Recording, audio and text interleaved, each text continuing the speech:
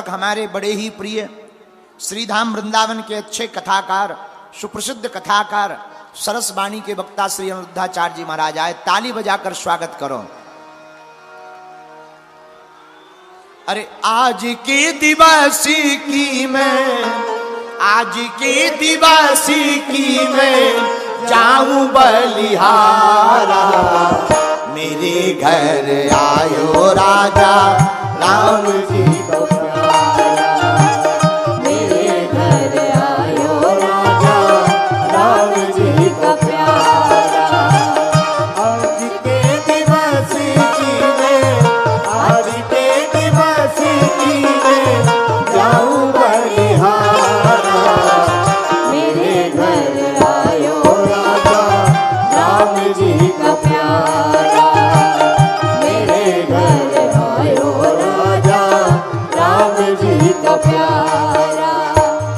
आज के दिवसी की मैं, आज के दिवसी की मैं जाऊं बलिहारा, मेरे घर आयो राजा राम जी का प्यारा, मेरे घर आयो राजा राम जी का प्यारा। बोलो द्वारकाधीश भगवान की, जय हो, बोलो वृंदावन बिहारी लाल की, जय हो, श्री गौरी गोपाल भगवान की, जय हो, गौरी गोपाल ठाकुर जी की। जय हो।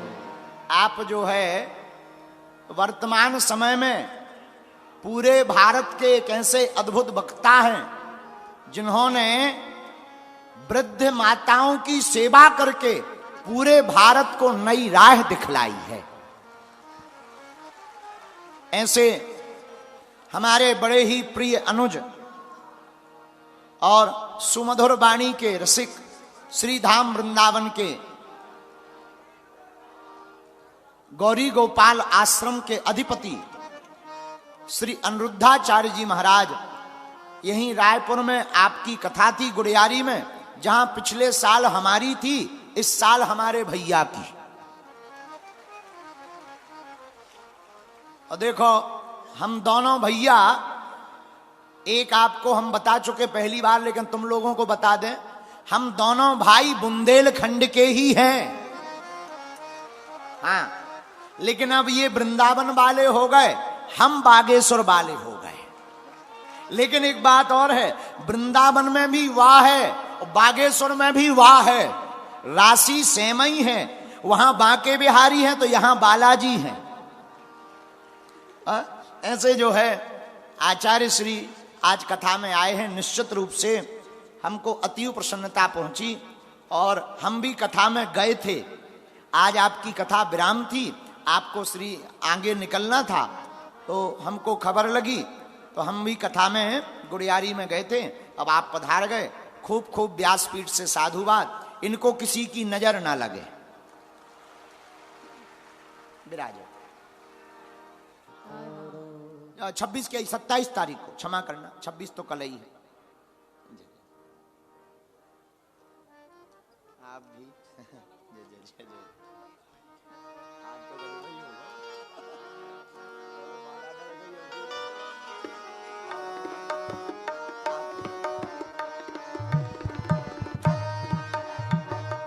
जब महाराज जी ने हमें माला डाली, हमने महाराज जी को माला डाली, तो हमने महाराज जी के कान में कहा बरमाला हो गई। लेकिन आज तो गजबई हो गई। अब महाराज जी अंगूठी लेके आए, अब हमका एंगेजमेंट। महाराज जी धीरे से बोले, महाराज जी वो बरमाला थी, ये एंगेजमेंट है। अब बाकी तुम पूछ लेना, डेट भावरों वाली है। आओ आओ आओ आओ,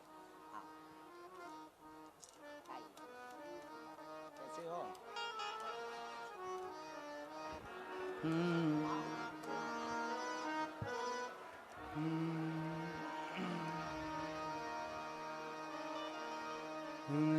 लक्ष्मीनाथ समारंभां नाथयामुन मध्यमाम् अस्मदाचार्य पर्यन्तां वन्दे गुरु परंपराम्।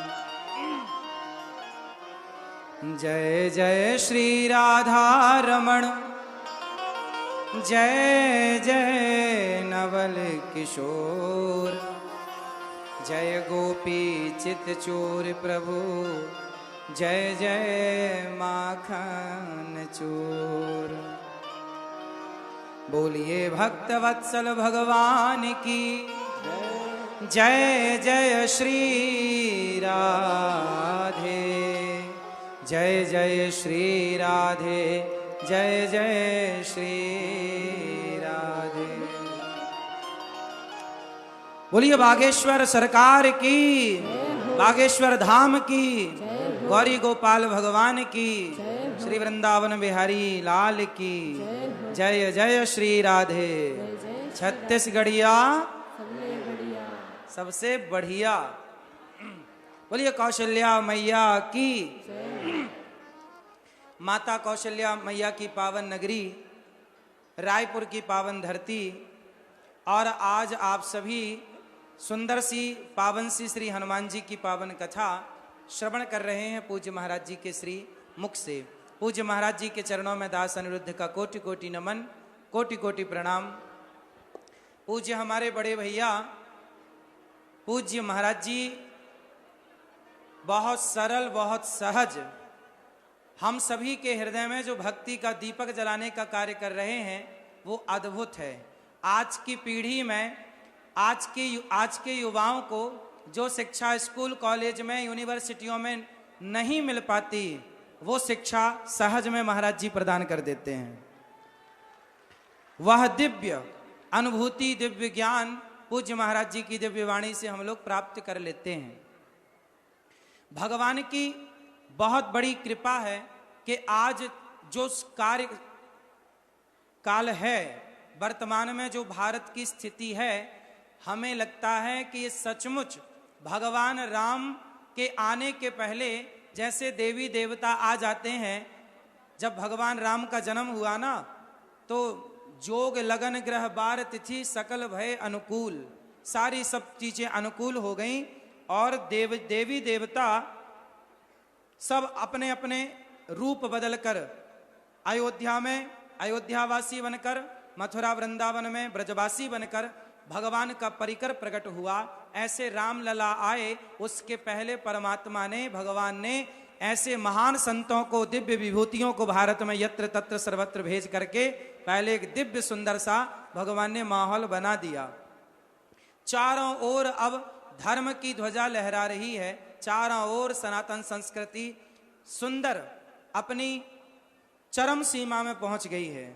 और हम सभी इस बात से बहुत आह्लादित हैं, खुश हैं कि आज का यूथ, आज का नौजवान, हमारी माताएं, हमारी बहनें अपनी संस्कृति को जान रही हैं, पहचान रही हैं।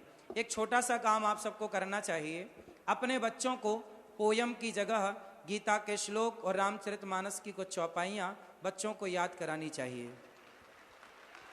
आप सबको अपने माथे पर तिलक लगाना चाहिए, आप सबको अपने माथे पर तिलक लगाना चाहिए। मुसलमान टोपी लगाते हैं कि नहीं? उन्हें कोई शर्म है टोपी लगाने में? जब मुसलमान भाइयों को टोपी लगाने में कोई लाज शर्म नहीं, तो हम सनातनियों को भी माथे पर तिलक लगाने में और धोती कुर्ता पहनने में कोई लाज नहीं आनी चाहिए। हम सभी को अपनी संस्कृति, धरा ये जिस पर घूम रही, हम उसी केंद्र के बिंदु हैं। गर्व से कहो हम हिंदू हैं, हम हिंदू हैं, हम सनातनी हैं। हम ऐसे सनातनी हैं जो, देखिए, हिंदू सनातन संस्कृति श्रेष्ठ क्यों? कोई आपसे सवाल करे कि भारत में अनेक मजहब और पंथ हैं, उसमें हमारा धर्म सनातन धर्म भी है। धर्म तो सनातन ही है, बाकी तो सब मजहब और पंथ हैं। पर सबसे श्रेष्ठ कौन है? यदि कहा जाए कि सनातन संस्कृति श्रेष्ठ क्यों है और दूसरे श्रेष्ठ क्यों नहीं है, वो तो अपने को श्रेष्ठ मानते हैं। हिंदू कहता है हम श्रेष्ठ हैं, अन्य मजहबी कहता है हम श्रेष्ठ हैं, अन्य पंथी कहता है हम श्रेष्ठ हैं। अब डिसीजन कौन ले कि श्रेष्ठ कौन है? आओ इस पर विचार कर लेते हैं कि श्रेष्ठ कौन है।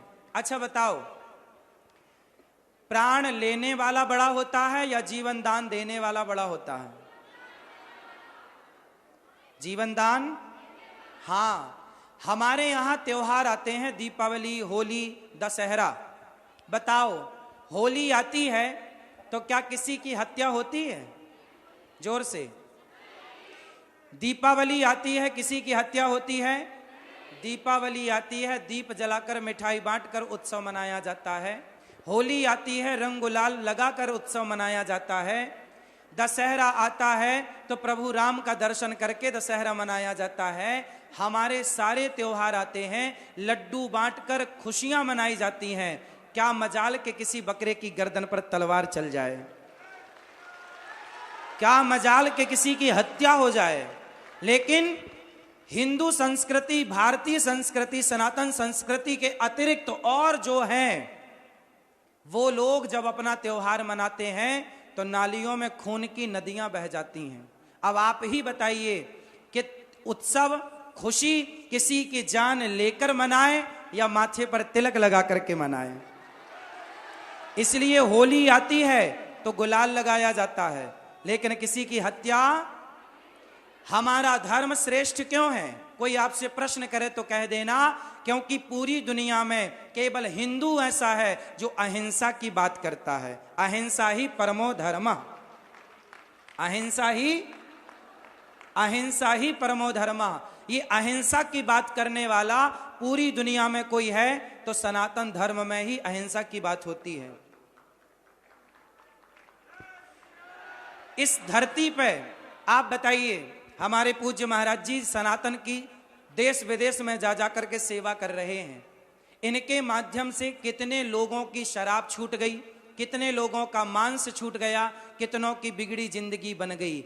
इन्होंने आज तक केवल ये बताया है कि हमें प्राणों की रक्षा करना है, प्राणों का हरण करना इन्होंने कभी नहीं सिखाया। हमारी संस्कृति, हमारा कोई भी धर्म गुरु, कोई भी संत हमारे को दया पहले सिखाई जाती है। दया धर्म का मूल है, पाप मूल अभिमान, और तुलसी दया न छोड़िए जब तक घट में प्राण। इसलिए आप भी अपने बच्चों को अपने धर्म के बारे में बताओ। अच्छा, आप सनातन धर्म को कितना जानते हैं? आज सबसे बड़ी विडंबना यह है कि हम लोग अपनी संस्कृति को समझना नहीं चाहते, अपने धर्म को समझते नहीं है। अच्छा बताओ, कर्म बड़ा है या धर्म बड़ा है? जोर से। कर्म बड़ा है। कितने लोग इस बात का समर्थन करेंगे कि कर्म बड़ा है? बहुत लोग कह रहे हैं कर्म बड़ा है। चलो, अब धर्म बड़ा है, कितने लोग मानेंगे?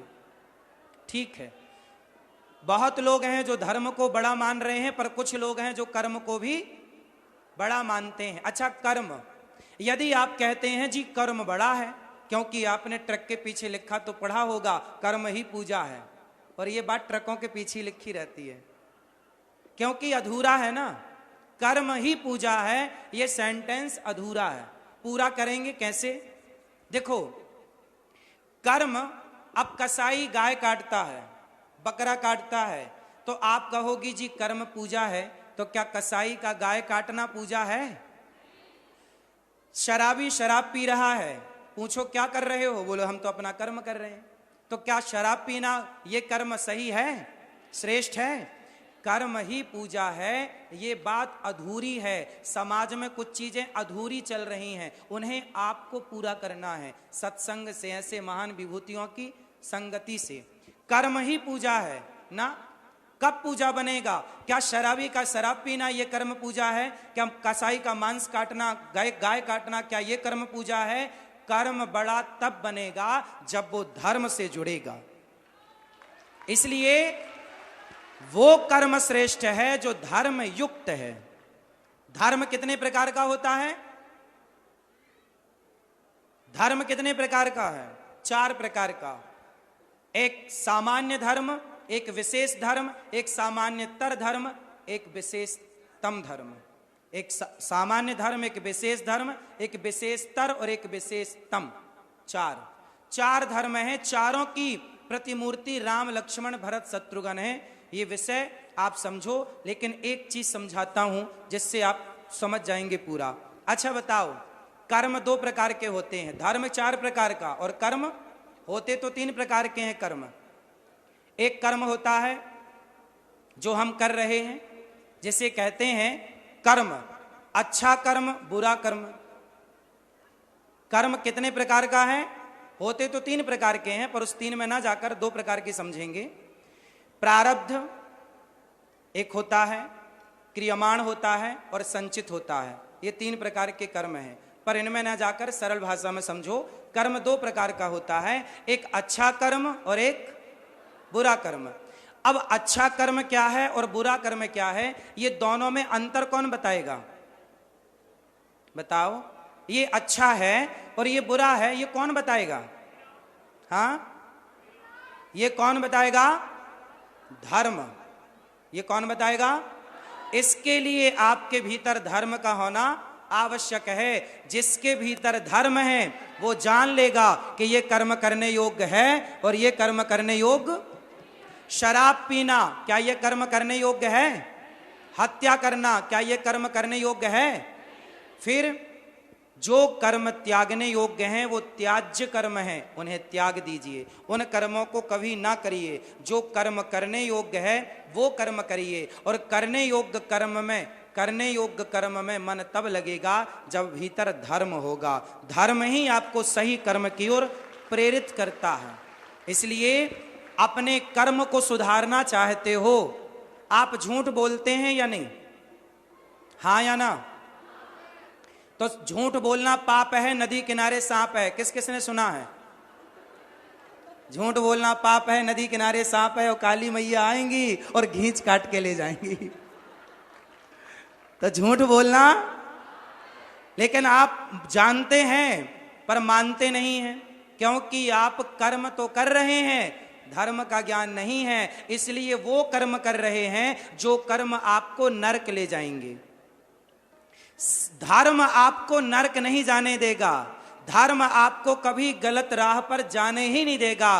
बार बार धर्म आपको कहेगा, भाई ये गलत है, सही राह पर आ जा, सही राह पर आ जा, सही राह पर आ जा। इसलिए भीतर धर्म का होना आवश्यक है। धर्म ही वो चीज है, वो वस्तु है जो इंसान को इंसान। राम के पास क्या था? उत्तर दो। और रावण के पास क्या नहीं था? रावण के पास धर्म था। रावण के पास धर्म होता तो सीता मैया को क्यों चुराता? रावण के पास धर्म। अब आप कहते हो कर्म बड़ा है, कर्म ही पूजा, तो रावण ने सीता मैया को चुराया तो कर्म ही तो किया था। क्या यह कर्म पूजा है? रावण कर्म तो करता था, पर उसे धर्म का ज्ञान था, लेकिन वो मानता नहीं था। पंडित था ना बहुत बड़ा, उसे क्या ज्ञान नहीं था? हम उसे मूर्ख नहीं कह सकते, ज्ञानी तो था पर मानता नहीं था। तो जो ज्ञानी है पर माने ना, उस ज्ञान का करोगे क्या? रावण के पास ज्ञान था पर वो ज्ञान को चरितार्थ नहीं करता था। अच्छा, राम के पास क्या था? धर्म। और रावण के पास क्या नहीं था? इसलिए रावण के पुतले जलाए जाते हैं और राम के मंदिर बनाए जाते हैं, क्योंकि राम के पास रामो विग्रहवान धर्म।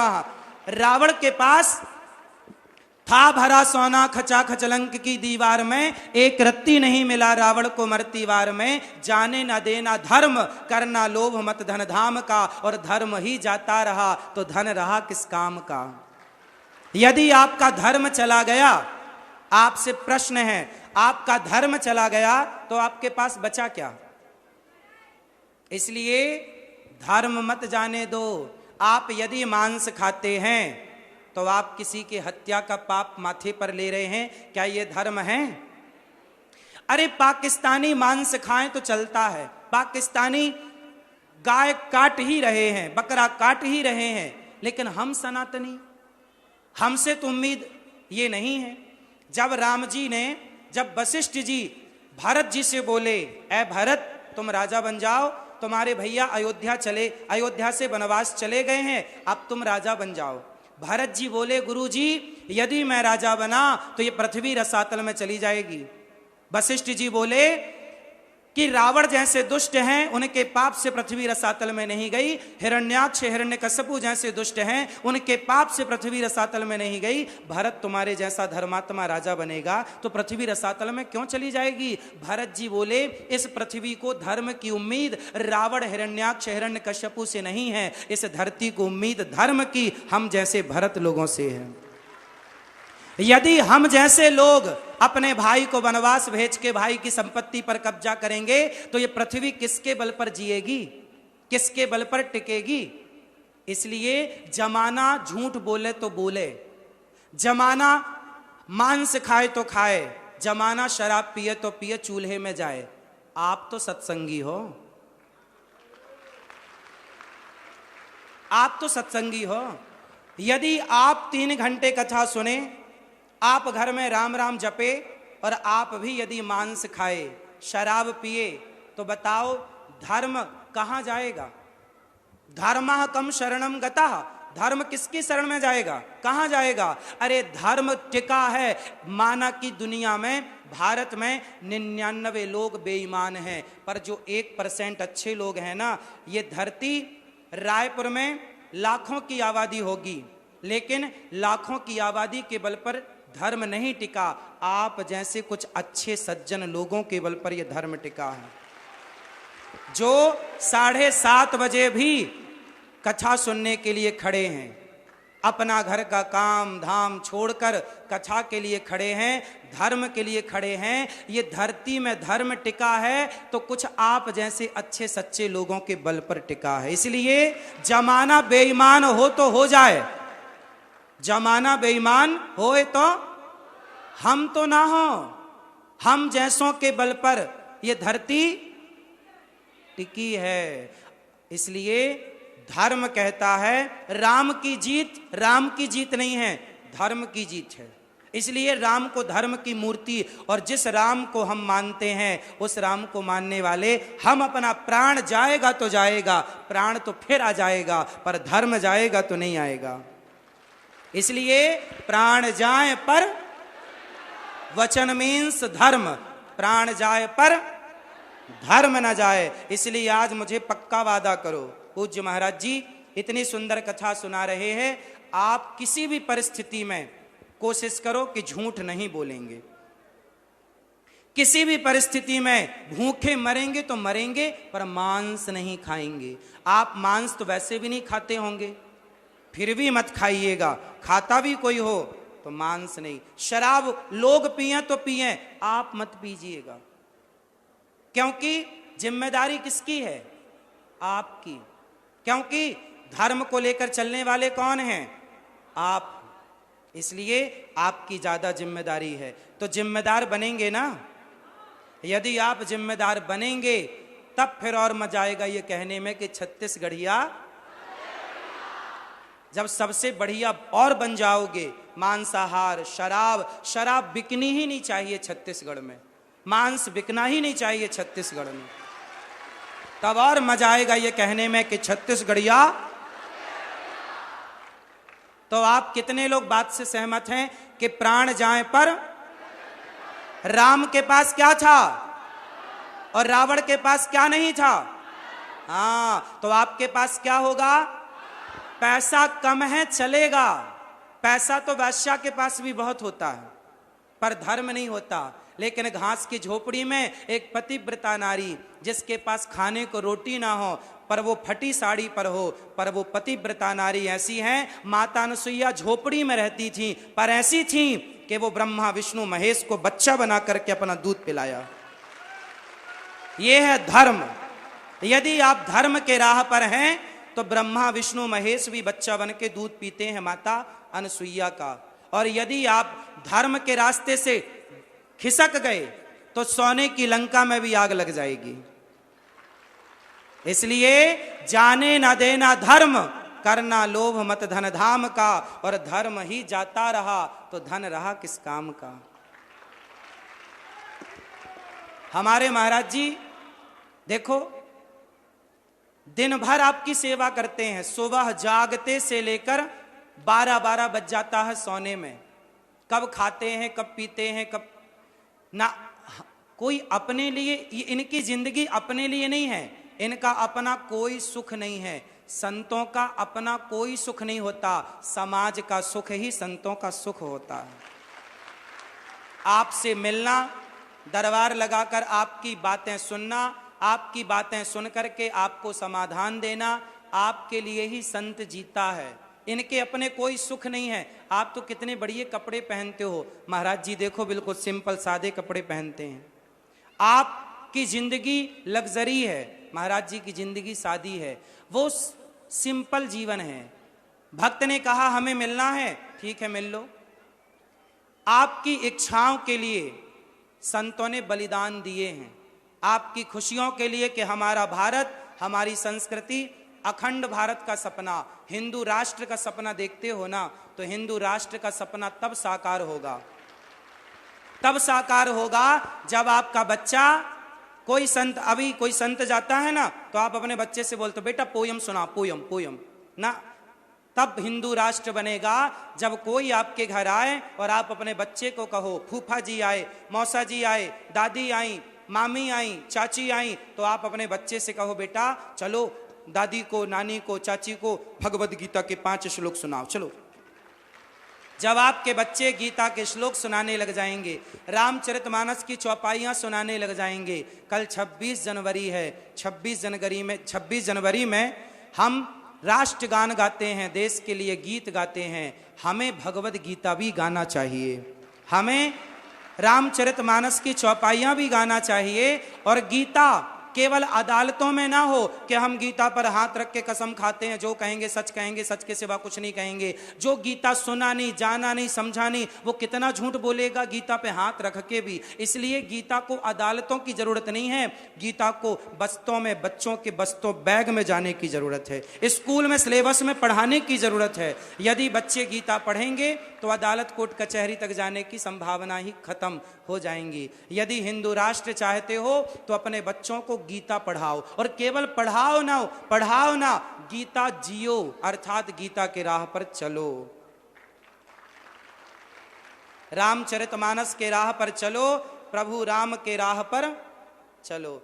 ऐसे आप सभी महान भक्तों को, आप सभी भक्त हैं ना, 7:30 बजे भी आप लोग देखिए यहाँ कथा सुनने के लिए आए। आप जैसे महान भक्तों की चरण धूलि उठाकर ये दास अनिरुद्ध अपने माथे पर लगाता है। आप सबको बारंबार प्रणाम करता है। सबको जय श्रीमन नारायण, जय श्री कृष्णा। समय बहुत लिया है, पूज्य महाराज जी के चरणों में बारंबार प्रणाम। आपकी चरण रज माथे से लगाता हुआ ये दास अपने आप को कृतार्थ करता है। सबको जय श्रीमन नारायण, जय श्री कृष्णा, राधे राधे। पूज्य बागेश्वर धाम सरकार की, बागेश्वर धाम सरकार की, बालाजी सरकार की, पूज्य श्री धीरेन्द्र जी महाराज की, धीरेन्द्र कृष्ण शास्त्री जी महाराज की। महाराज जी को बारंबार प्रणाम, आपकी चरण रज को प्रणाम। और आपको निमंत्रण गौरी गोपाल आने का, कब आएंगे? शीघ्र, कब आएंगे? बस आएगा, वचन दे दें तो मुकर न जाए, इसलिए अब जब भी वृंदावन आएंगे गौरी गोपाल। वाह, महाराज जी वादा किए हैं, अब जो वादा किया वो निभाना पड़ेगा। अब महाराज जी ने बोला है कि जब वृंदावन आएंगे तो गौरी गोपाल जरूर आएंगे।